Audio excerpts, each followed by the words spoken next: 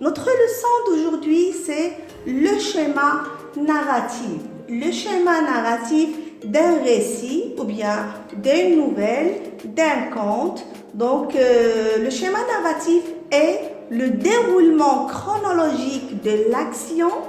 On parle de schéma narratif pour les histoires telles que les contes, les nouvelles. Donc, qu'est-ce que c'est le schéma narratif? Le schéma narratif peut être considéré comme le squelette de l'histoire.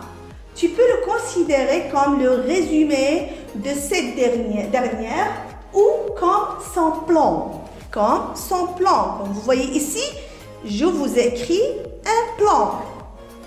Tu peux le considérer comme une squelette ou bien comme un plan. Il comporte donc les éléments suivants. La situation initiale ou bien l'état stable, l'état initial, l'état du début de l'histoire, l'incipit. Donc, au début de l'histoire, on apprend qui est le personnage principal, les circonstances aussi, le lieu où se passe l'histoire, l'époque quand se passe l'histoire. On répond aux questions suivantes. Qui, c'est-à-dire qui est le personnage principal ou bien qui est le héros.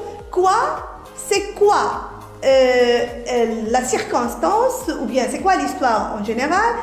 Où se passe l'histoire ou bien où se passe le récit quand se passe l'histoire. Voilà, on répond à ces 4 questions clés.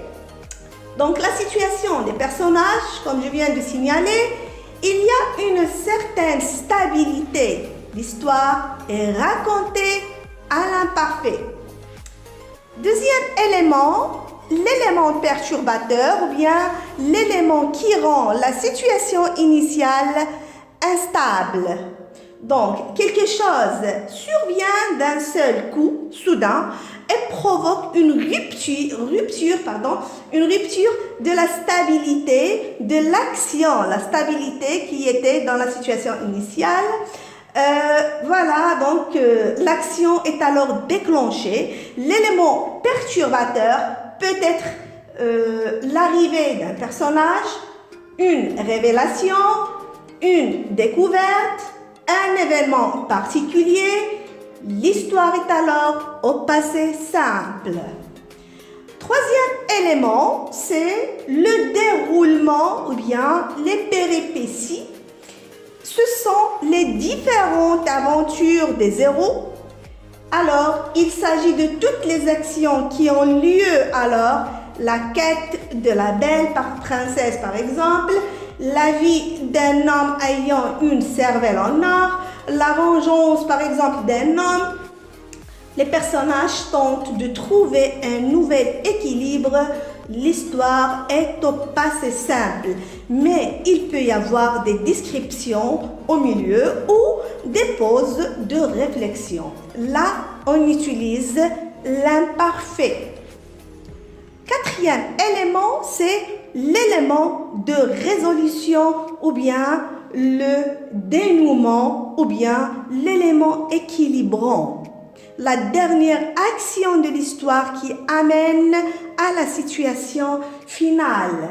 Ici, la situation trouve un nouvel équilibre grâce à quoi? À l'intervention de certaines personnes ou parce qu'elles ne peuvent plus continuer.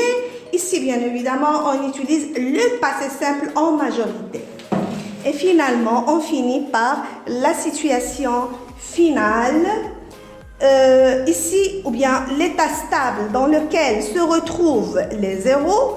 Par exemple, ils vécurent heureux pour toujours.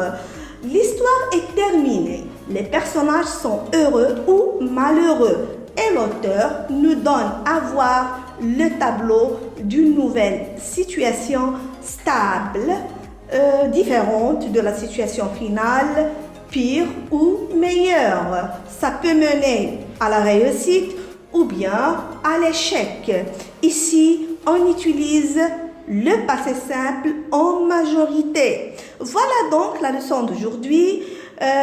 J'espère qu'elle sera utile et j'espère que vous faites chez vous, bien sûr, l'exercice que je vais vous donner. Merci de votre attention et à très bientôt.